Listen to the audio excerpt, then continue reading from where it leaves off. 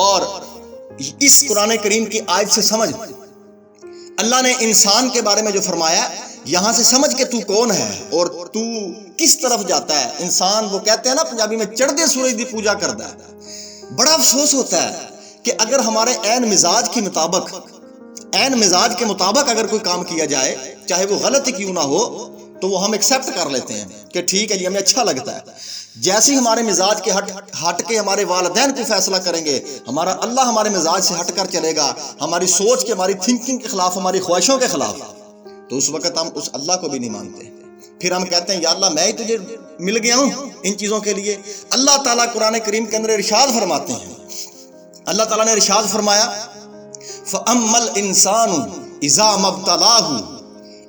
مَبْتَلَاهُ رَبُّهُ فَأَكْرَمَهُ وَنَعَمَهُ فَيَقُولُ رَبِّي أَكْرَمَنِ وَأَمَّا إِذَا مَبْتَلَاهُ فَقَدَرَ عَلَيْهِ رِزْقَهُ فَيَقُولُ رَبِّي أَهَانَنِ.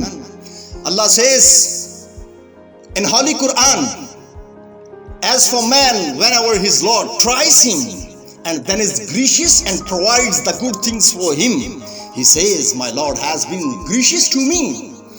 But when he tries him by restraining the belongings and all the means of his life, he says, my Lord, despise to me, degrade to me, disturb to me. اللہ فرماتے ہیں کہ جس وقت اللہ تعالیٰ نے ارشاد فرمایا، اس بات کو سمجھ، اس آیت کو اپنے سینے پر لکھ، یاد رکھ کہ یہ انسان ہے، اور اس سائیکالوجی کو سمجھ کہ تو کیا ہے۔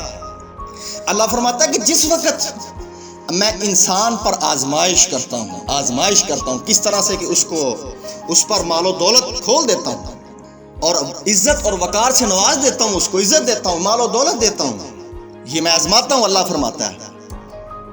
تو پھر انسان کہتا ہے کہ میرے اللہ نے مجھ پر بڑا فضل کیا، اور جس وقت میں اس کا رزق تنگ کرتا ہوں، اور پھر دوبارہ اللہ نے فرمایا میں اس کو کیسے آزماتا ہوں، اور پھر دوبارہ اللہ نے فرمایا کہ میں اس کو دوبارہ کیسے آزماتا ہوں، کہ اس پر رزق کو تنگ کر دیتا ہوں رزق کو۔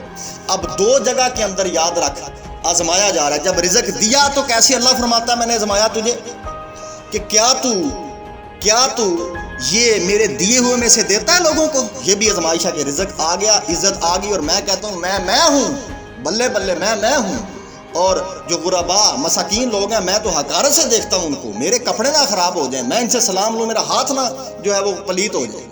اللہ آزماتا ہے انسان کو کہ کیا یہ بینک بیلنس ہی کر رہا ہے، یہ گن کر رکھتا ہے، ٹھیک ہے، کیا یہ میرے دیے میں سے دیتا ہے کہ نہیں؟ یہ آزمائش کی اللہ نے۔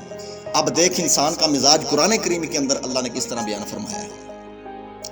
تو پھر جس وقت دوبارہ میں انسان کو آزماتا ہوں تو پھر میں اس پر رزق کو تنگ کر دیتا ہوں تو پھر یہ کہتا ہے میرے اللہ نے مجھ کو ذلیل کر دیا۔ بیٹا یاد رکھ، دیکھ پہلے بھی وہی اللہ تھا تیرا جو رزق دے رہا تھا، تو اللہ کی تعریفیں کر رہا تھا اور بڑا خوش تھا، اور جب اللہ نے وہ چھینا تو اللہ تو پھر بھی وہی تھا، لیکن تو وہ ہے کہ تو کہہ رہا ہے کہ میرے اللہ نے مجھ کو ذلیل کر دیا۔ اور بھائی اللہ تو فرما رہا ہے میں آزما رہا ہوں تجھے۔ یہ دو پوائنٹ ہیں۔ This is the point to ponder upon this thing, and upon this moment you have to ponder and thinking about this thing. آپ نے یہ چیز پر غور کرنا ہے۔ یہ دو وقت انسان پر آتے ہیں کہ جس وقت انسان کے مزاجوں کے خلاف، انسان کی تھنکنگ کے خلاف، the opposite to the temperament of the human brain، جب یہ کام کیا جائے تو ہم باغی ہو جاتے ہیں۔ یہ وہ نقطہ ہوتا ہے، یہ وہ پوائنٹ ہے۔ میں ان بچوں کو کہہ رہا ہوں، میں ان اپنی قوم کے لوگوں کو کہہ رہا ہوں، میں اپنے آپ سے مخاطب ہوں کہ جس وقت بیٹا تیرے اوپر یہ وقت آئے کہ تو سوچ رہا میں نے ادھر جانا ہے لیکن تجھے ادھر لے جایا جا رہا ہو، تیرا وے یہ ہے، تیرے خواب، تیرے ڈریمز، تیری لانگنگز، جو تیری خواہش تھی، تیرے اندر جو اسپرٹ اور انتھوزیزم سے تیرا جو سینہ یہ وجود بھرا ہوا تھا کہ میں نے یہ کرنا ہے، اور تو 10 سال سے اس کے لیے محنت کر رہا تھا، اور ایسا مقام آیا کہ ایک مقام پہ جا کے تو ادھر کے بجائے ادھر جانا پڑا جو تیرا سروکار نہیں تھا، اور تجھے وہ کڑوا راستہ لگتا تھا، کانٹوں کا راستہ لگتا تھا، تو بیٹا چلا جائیں اس راستے پہ، گھبرائی نہ، اس کا اجر آگے بہت بڑا ہے، تو نے نہیں گھبرانا، یاد رکھنا اس کا اجر بہت ہے، اور اپنی والدین کی اللہ کی رضاؤں میں راضی ہونا سیکھ، اور اس کا اجر تو دیکھ کیا ہے، کیونکہ انسانی عقل جو ہے، انٹلیکچوئل پاور جو ہے یہ ریکوائرڈ ہے، یہ ڈیمانڈ کرتی ہے، اس کی نیڈ ہے کہ یہ کہتی ہے کہ کیا ہوگا، ریوارڈ مانگتی ہے۔ تو ریوارڈ آگے سن، آگے بتاتا ہوں کہ اس کا کتنا ریوارڈ ہونا ہے تیرے لیے تیری زندگی کے اندر۔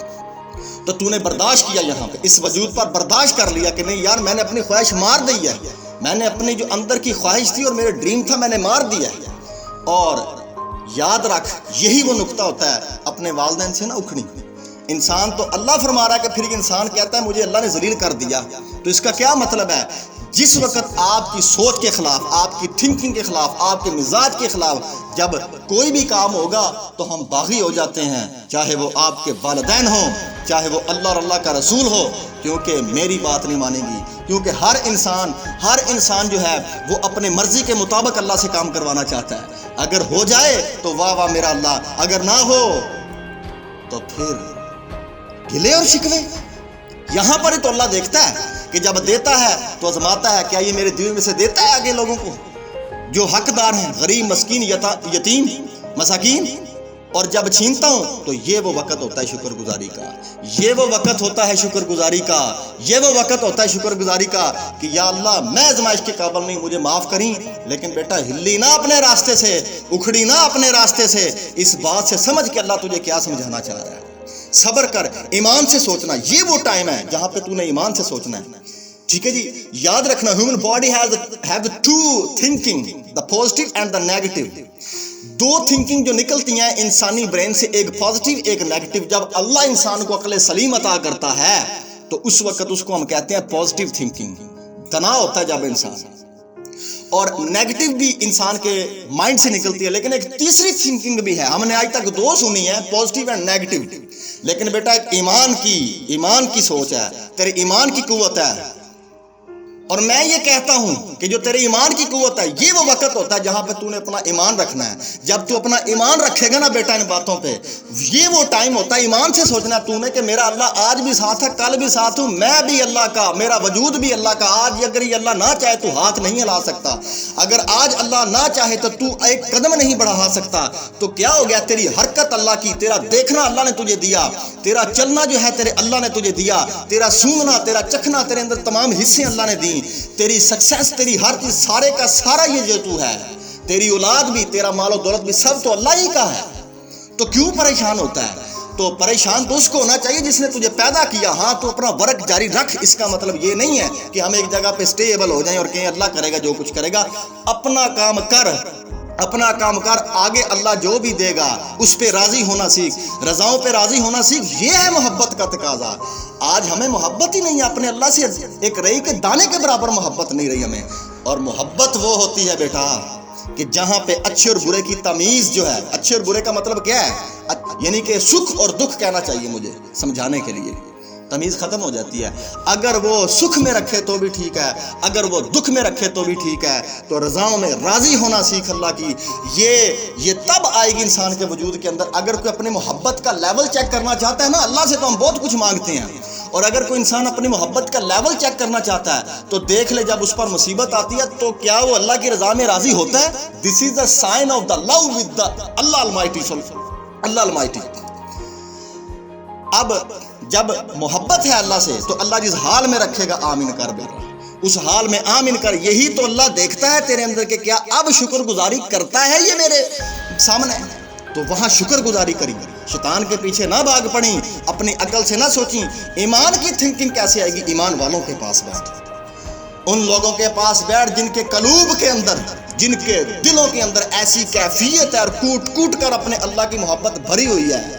اور وہ لوگ جو آپ صلی اللہ علیہ وسلم کے راستے کے پیچھے ہیں اور اپنے اللہ اور اللہ کے رسول سے محبت رکھتے ہیں، اور ان کے سینے جو ہے اللہ کی محبت سے جو ہے وہ بھرے ہوئے ہیں اور ٹھاٹھا مار رہے ہیں، ان کے دل اور قلوب سے ایسی لہریں نکلتی ہیں جو تیرے اوپر اثر کریں گی۔ ڈھونڈ ایسی صحبت، ڈھونڈ ایسی صحبت، تو تجھے ایمان کی گھٹیاں نصیب ہوئیں گی، وہاں سے تیرے اندر ایمان کی کیفیت آئے گی، ورنہ تو ہر وقت اپنی عقل بھگائے گا۔ جب عقل دوڑائے گا، یاد رکھنا پیرنٹس، پیر استاد، اللہ کے رسول کے بارے میں عقل سے کام نہ نہیں، گمراہ ہو جائے گا۔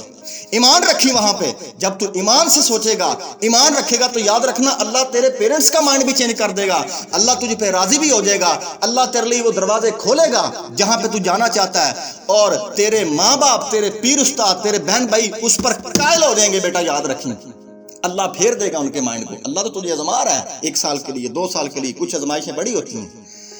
تو سمجھ ان چیزوں کو، اس کا اجر ملے گا.